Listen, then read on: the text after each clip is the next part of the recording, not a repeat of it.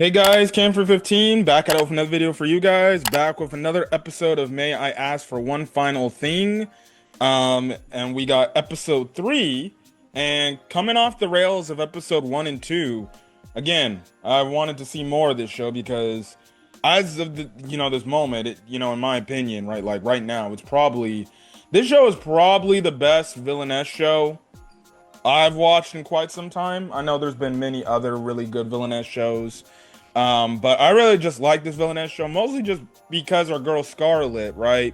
Um, she straight up just doesn't give a shit. Like, she legitimately does not give a shit about whoever it is. And it's obviously, she don't care if you're a noble or royal blood or anything. She just punches things. But this week's episode, it definitely felt like a setup episode to something that we're going to probably be seeing in episode 4 and for the future of this show. And we also do kind of understand or I guess you could say, get a basis of why the first prince wants to be around Scarlet. And clearly it's because she's in love, or he's in love with her. And he's been infatuated with her since they were children.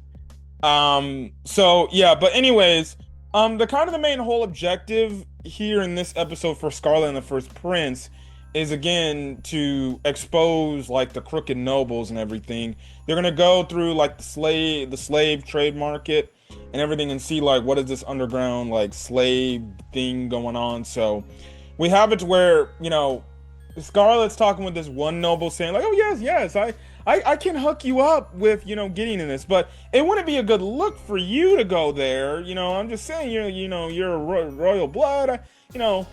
How about I do this for you?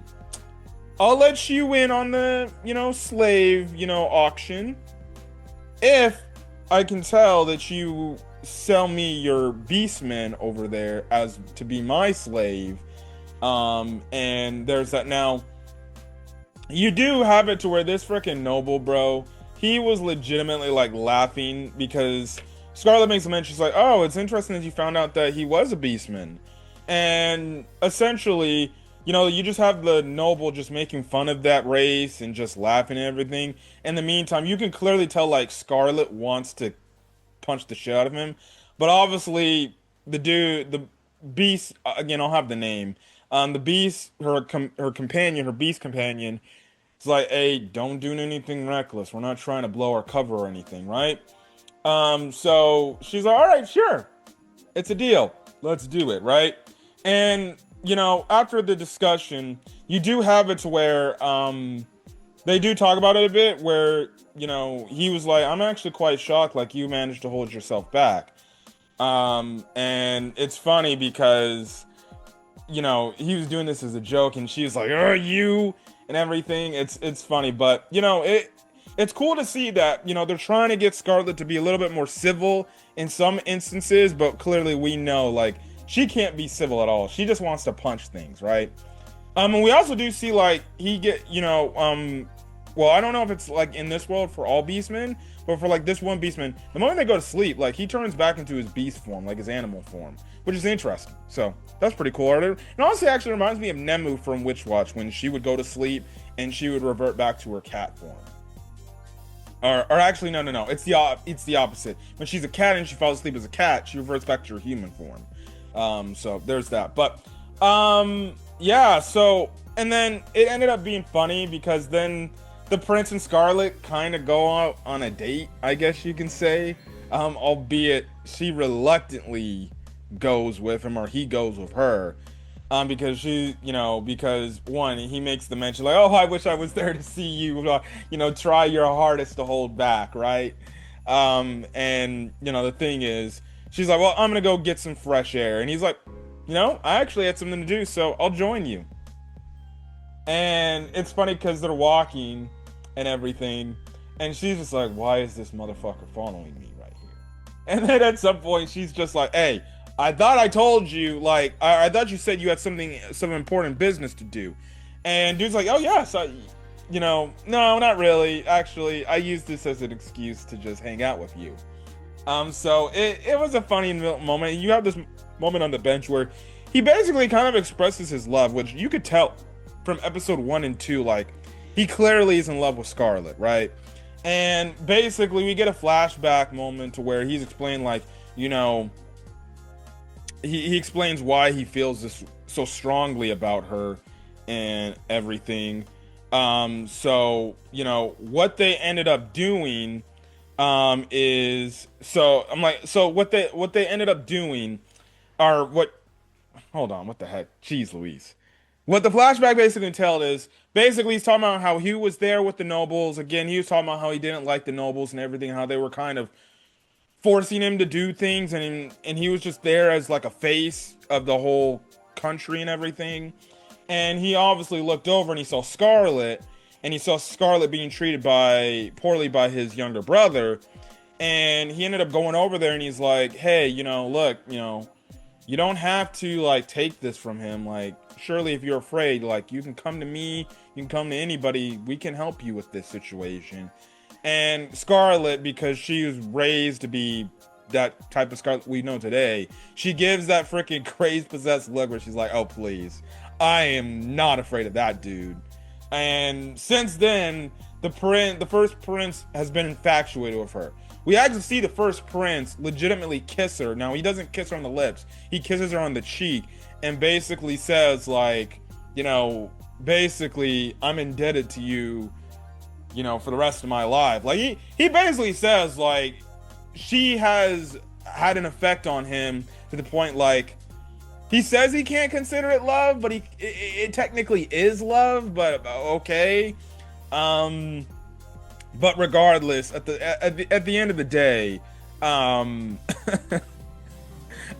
the end of the day, he basically is super infatuated and he wants his entire being to be with her. Now this actually does take Scarlet aback, and we actually do see it to where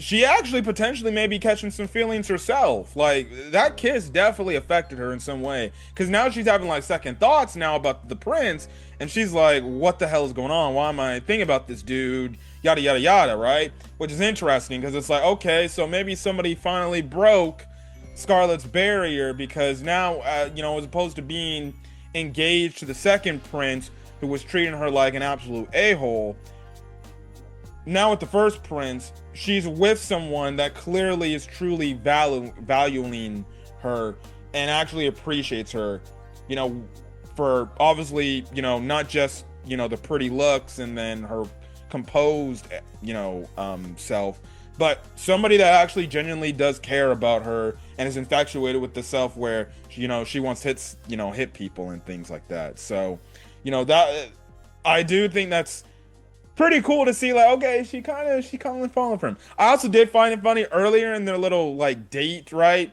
You know, he kind of bothered her a bit, and to the point where she's like, ugh! And then it looks like she was gonna punch his face, but then they forward it and it's just her punching a damn building, bro. And I'm just like, dog, this girl legitimately does not like to be around her. So it's gonna be interesting going forward. Like, is she gonna start to act the same way she's been acting, where she gets more annoyed that he's around, like kind of the tsundere type of thing, where like she's annoyed that he's there and hanging out with her, but at the same time she's like also kind of happy about it? Or is she gonna kind of start to maybe do the whole flustered route, where she's gonna get flustered around the prince and just be like, nothing's wrong with me? Still tsundere act, but you know, clearly she's catching the feels. Anyways, we do cut you know, where they go back to the trading, and we already know, like, Scarlet has magic to basically remove any slave crest, so she basically tells her beastmen, you know, like, hey, don't worry, I'll come save you. Now this other dude comes in, like, he's like this big bulky beastman dude, and essentially Scarlet just had enough and basically kicks this guy's lights out. And I was just absolutely crying of laughter seeing this, to the point the brother comes back, gets involved. And I think the brother's probably my second favorite thing in this show, because his reactions, right, are absolutely priceless. Because he's like, why would you do this, sister? Why would you put yourself in danger like that? Do you know, like, the underground type of stuff when it comes to slaves and everything? You get yourself captured, hurt worse. And she's like, please, I can protect my own damn self. And he's like, do you not even care that I care about you and I'm your brother? Absolutely priceless, bro. Absolutely priceless that this man legitimately just he clearly cares and he loves for his sister, but I think I find it funny the fact that his sister and even the first prince, they basically insinuate like, bro, you're just worrying too much. And he's like, why are you guys treating me like this? So yeah, but regardless, the episode ends off with one of the nobles basically, I guess, getting a hitman to go after Scarlet, who I think we see in the opening, right? And then basically we see the second prince's fiance, girl in the pink hair. She got like a damn near pistol that I guess can take out anything. So I'm guessing she wants to exact her revenge on Scarlet too by probably shooting her. Um, I guess it makes sense for her to get revenge on her. Like she did get her ass punched by Scarlet, so she's like, "Well, you want to use Fisk? Well, I'll just use gun."